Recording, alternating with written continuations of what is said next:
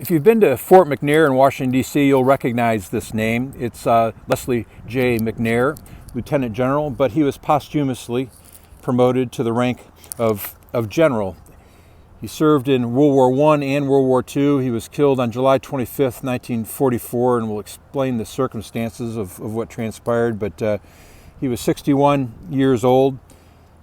He's a Minnesota native. He was from Verndale, Minnesota, and when he turned 35, he was promoted to Brigadier General. He was the youngest Brigadier General in the United States Army. They called him the unsung architect of the United States Army. He played a leading role in the design and the equipping and the training of Army units. But he was killed by friendly fire here in France as commander of the fictional First Army. Recall that George Patton was the previous commander of that. It was a deception operation, part of Operation Quicksilver.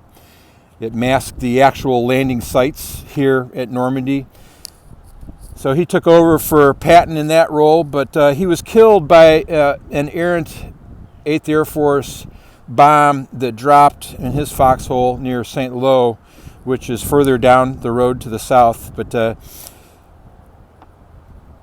that killed over 100 soldiers, and he was one of them. He was a West Point 1904 graduate.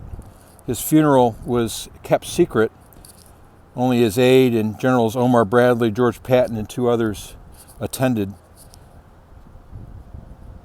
Initially, the press were told that he was killed by enemy fire, but that was revised about 2 months later. McNair is the highest ranking officer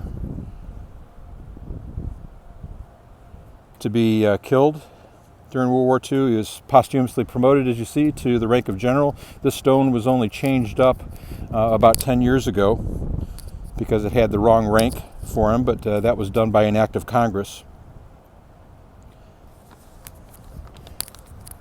Leslie J. McNair at Normandy American Cemetery.